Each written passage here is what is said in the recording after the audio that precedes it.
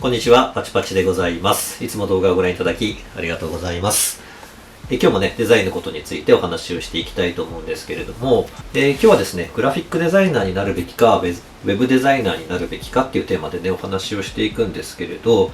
公式 LINE の方でもね、よくグラフィックとウェブどちらを目指すべきでしょうかとか、あるいは今グラフィックデザイナーをやっているんだけれども、ウェブデザイナーにね、転身した方がいいんでしょうかね、といったお悩みをね、たびたびお寄せいただいてるんですけれども、今回はね、これからデザイナーを目指そうと思っている方々にも、なるべくわかりやすいようにですね、グラフィックデザイナーとウェブデザイナーの違いとね、あと今後どちらを目指していくべきなのかっていうことについて、僕なりのね、見解になるんですけれども、お話をしていこうかなというふうに思いますので、ぜひ最後までね、ご覧いただければと思います。はい。で、僕がね、何者でどんな制作物を作ってるデザイナーか気になるって方はね、多いと思いますので、僕が制作したものをまとめた動画をね、概要欄にね、リンクを貼っておりますので、気になる方はぜひそちらからご覧いただければと思います。で、このチャンネルではですね、グラフィックデザイナーを目指される方とか、フリーランスでね、デザイナーをやりたいって思っている方々のために、毎週火曜日と金曜日にね、動画を配信しておりますので、よろしければチャンネル登録の方をしていただけると嬉しいです。それでは早速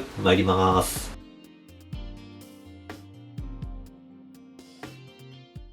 はい、それでは早速ね、お話をしていきたいと思うんですけれども、グラフィックデザイナーとウェブデザイナーの違いをね、それぞれの違いをお話ししていこうかなと思います。ウェブサイトのね、デザインとかをグラフィカルに設計するっていうね、工程とかもあったりするので、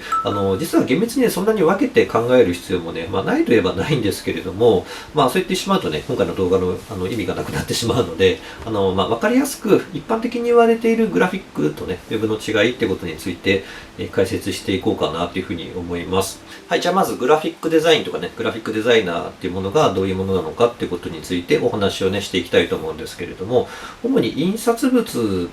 なんかを中心としたですね、紙媒体と呼ばれるものをデザインするのがグラフィックデザイナーっていうふうに言われております。グラフィックって言ってるんですけれども、紙物っていうね、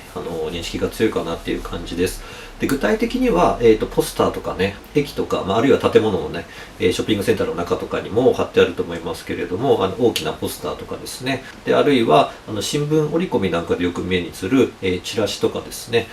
あとは店に置いてあるチラシとかもね、あると思いますけれども、そういったものとか、あとは家に届いてくる DM ですね。はがき状のものだったり、封筒状のものだったりね、いろいろあると思いますけれども、そういったものですとか、あるいはね、冊子ですね、商品カタログとかね、そういうものも該当するかなというふうに思いますけれども、そういった冊子物とかですね、あと、あるいは雑誌とか、新聞なんかにね、掲載されている広告っていうのがね、あると思います。記事じゃない部分にね、商品の宣伝をするために設けられたスペースっていうのがあると思うんですけれども、そちらのデザインをしたりとか、あと、あるいはですね、商品のパッケージなんかをね、手掛けられている方もグラフィックデザイナーっていうふうにね、呼べるかなっていうふうに思います。あるいは雑誌とか書籍そのものをデザインする方もね、いらっしゃると思いますので、そういったものは編集デザインと呼ばれたりするかと思いますけれども、そこまで含めて、結構ね、広い意味で、講義で、グラフィックデザインって呼ばれてるんじゃないかなっていうふうに思います。ウェブ以外のものが全部グラフィックっていうような認識になるかもね、しれないです。で、グラフィックデザインをやるにあたって必要なスキルは何かっていうことをね、お話ししていきます。スキルとか知識ですけれど、先ほどもお話しした通り、印刷物がね、中心になりますので、やっぱり印刷に関する知識っていうのがね、必須になってきます。これも具体的にはですね、紙の種類ですね。紙ってやっぱりいろいろ種類がありまして、あまりテカテカしてないものとか、逆にすごい光沢のあるものとかですね、そういった紙の種類ですね、ザラザラした手触りのちょっと厚めの紙とかね、いろいろあると思うんですけれど、そういった紙の種類とか、あと紙の厚さですね、斤量っていうふうに呼ばれたりしますけれども、その厚さによって、どういった表現ができるかっていうこともね、知識として必要になってきますし、あとは印刷の工程ですね、実際に黄色と青と赤とね、黒い印刷で、印刷物っていうのは、その4色のインクでね、印刷されているわけなんですけれども、そういった印刷の仕組みとかですね、工程を理解しておく必要がありますし、あとは、印刷の加工ですね。紙をどういった断裁というかね、どういった切り方で紙を加工するとかですね、表面に何か貼るとかね、特殊なインクを乗せるとか、いろんなものがあるんですけれども、そういった知識もね、欠かせなくなってきます。はい。で、グラフィックデザイナーのね、主な就職先ってことについてもお話をしておきたいんですけれども、やはりこれはデザイン制作会社がね、中心になるかなっていうふうに思います。で、あとは広告代理店とかですね、あとはメーカーさんの中にインハウスデザイナーって呼ばれるね、デザイナーさんがいる場合があるんですけれども、そういったところにね、企業に就職するとか、あるいは出版社とかですね、印刷会社とかでも、デザイナーってね、募集していることがあるので、そういったところがね、就職先のケースとして挙げられるかなというふうに思います。で、グラフィックデザイナーのね、年収についてもちょっとね、調べたのでお話をしておきますけれども、平均424万円っていうふうにね、データがちょっと拾えたのでお話をしておきます。これは求人ボックスさんっていうところが、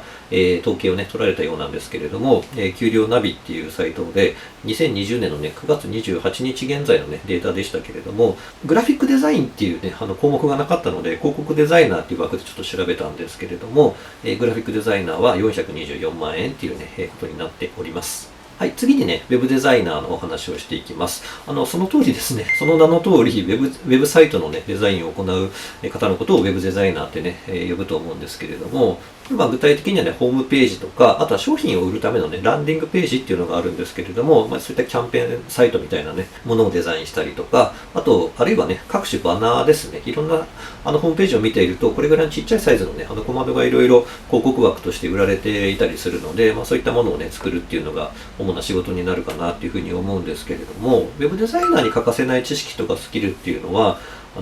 グラフィックデザイナーとはね、またちょっと違う部分があるかなっていうふうに思っておりまして、そのモニターとかね、画面上で見るユーザビリティっていうか、その使いやすさがっていうかね、見る人が不快に感じないように設計とかね、動作の理屈を理解してデザインしていくっていうことがね、やっぱり求められます。見やすい文字の大きさとかですね、注目を集めやすい色とか、思わず触りたくなるような処理ってどういうものかとかね、そういったことがね、必要になってくるかなっていうふうに思います。で、合わせて、ウェブマーケティングのスキルっていうのも、少なからずね、必要になるかなっていうふうに思います。そのページをね、ご覧いただいている方に、最終的にどういうアクションを起こしてもらいたいのかっていうのをね、結構大事に設計していかないと、ウェブデザインっていうのはちょっと成立しないので、その辺のね、知識とかスキルが、欠かせないかなっていう感じです。で、こちらの主なね、就職先としては、デザイン制作会社がね、主になるかなっていうふうに思います。あとは広告代理店とかもね、あるかもしれないです。で、ウェブデザイナーのね、平均年収も、同じサイトでね、求人ボックスさんの方でちょっと調べたところによると、443万円っていうね、ことになってるらしいです。他のサイトでもね、ウェブデザイナーとグラフィックデザイナーの年収の違いっていうのをね、ちょっと比較してみたんですけれども、やっぱりウェブデザイナーさんの方がね、給料としては若干多い額でもらっているっていうことがね、あるようです。はい。で、ウェブデザイナーとグラフィックデザイナーの違いをね、お話ししたんですけれども、で、どちらかというと、グラフィックデザイナーの方が、基本的なデザインのスキルっていうのがね、多く求められるシーンがあるかなっていう感じで、ウェブデザイナーの方が、ロジカルなね、マインドっていうか、ロジカルに考えていくスキルがね、求められるシーンが、多いかなっていう印象がね、個人的にはね、ちょっとあるんじゃないかなっていうふうに思います。どっちがね、デザイナーとして上とか下とかっていう話でもないので、そういう感じでね、受け止めていただかないようちょっとね、注意していただきたいなというふうに思いますけれども、はい。で、次にね、じゃあどちらを目指していこうかっていう話をね、ちょっとしていきたいと思います。経済産業省が2014年に発表したね、統計データがあるんですけれども、ちょっとね、古いデータなんですけれど、デザイン業にね、従事する従業員者数は、それを見るとね、やっぱりちょっと年々減少傾向にね、あるかなっていう感じです。2014年時点で、4563人っていうことらしいんですけれども、現在ね、それがどこまでちょっと減ってるとか増えてるかっていうのはちょっとわからないんですけれど、売上のね、推移も、横ばいか、あるいはね、減少基調っていうふうにね、言われてます。中でもね、やっぱりグラフィックは特にね、減少している傾向にあるかなというふうに思います。ちょっとね、表を一緒に出してね、ご覧いただけてると思うので、そちらをね、確認していただければと思うんですけれども、この表にね、ウェブデザインがちょっとどこに含まれているかっていうのは不明なんですけれど、そういったね、状況があるっていう中でも、実はね、グラフィックデザイナーとして就職するっていうことの方がね、ハードルが高いっていう現実がね、ちょっとあるんじゃないかなっていうふうには思っています。特特にね、新卒採用っていう風になると、美大とか専門学校のね、学歴を求められることがやっぱり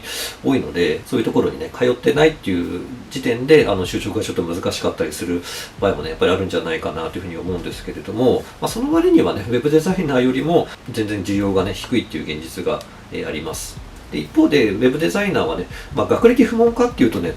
そうではもちろんないと思うんですけれども、グラフィックデザイナーよりはまだまだ現在ね、世の中の需要があるような印象なので、グラフィックよりもウェブの方がね、デザイナーとしては就職しやすいかなというふうに思います。でね、どちらがいいかっていうことを結論を先にちょっと言ってしまうと、両方できた方がね、いいっていうふうに思います。両方できないとね、むしろちょっと今後生き残っていくのはきついかなというふうに思っているんですけれども、今グラフィックをやっている人でウェブができないっていうんであれば、今すぐね、学習していくべきかなというふうに思います。何もね、自分でコーディングまでできるようになる必要はないと思いますんで、ウェブデザインのイロハをね、自分なりに学習されて、ウェブについてはディレクションだけでもできるようになっていくっていうのもね、手かなというふうに思います。僕がね、実際そんな感じで今、やっていますので、グラフィックデザイナーからウェブデザイナーへね、あとは実際転身された方について僕が対談をした動画がありますので、そちらもね、合わせてご覧いただければなというふうに思います。で、逆にね、今ウェブデザイナーとして働いている方は、グラフィックをね、手掛けている会社に就職もしされているんであれば、デザインスキルみたいなのをね、徐々に上げていくこともできますので、先にね、ウェブデザイナーとして就職して、どんどんデザインスキルをね、グラフィックをやりながら上げていくっていうこともね、手かなというふうに思います。はい。で、やはりね、業界のトレンドとしては、もうこれだけね、デジタル化が進んでいる世の中なので、やっぱりグラフィックのね、市場は、どんどん狭くなってきているってことなんですけれども、これを危機と捉えるかね、チャンスと捉えるかは自分次第かなっていうふうに思うんですが、やはり実感としてね、紙物の案件っていうのはどんどん少なくなってきていますので、クライアントの予算もね、本当にかなり大きな額のレベルでデジタルへね、シフトしているっていう現状があったりしますので、そういったことをね、十分理解した上で今後どうしていくかっていうのを自分自身でね、お決めになると良いかなというふうに思います。最近はね、学び方っていうことについてもどんどん選択肢がね、増えてきているというふうにね、感じています。オンラインスクールみたいなのもね、充実してきていますし、あとはストア化とかね、そういったサービスでも気軽にレクチャーとかね、講義を受けられるような状況になっていますので、どんどん個人の力をね、伸ばしていって、今後生き残っていける人材にね、僕もね、含めてお互いに頑張っていければいいかなというふうに思っています。はい、いかがだったでしょうかね。グラフィックデザイナーとウェブデザイナーの違いっていうことについて、かいつまんでね、お話をしてまいりましたけれども、自分はどちらに向いているかとかね、今後どうしていきたいかっていうのを、僕の動画以外にもね、ネットに情報っていろいろ溢れていますので、いろいろとね、情報を集めて、じっくりね、考えていかれると良いかなっていうふうに思います。はい。もしこの動画が参考になったと思っていただけましたら、評価の方ですね、あとチャンネル登録とコメントなんかもいただけると嬉しいです。最後までご視聴ありがとうございました。バイバイ。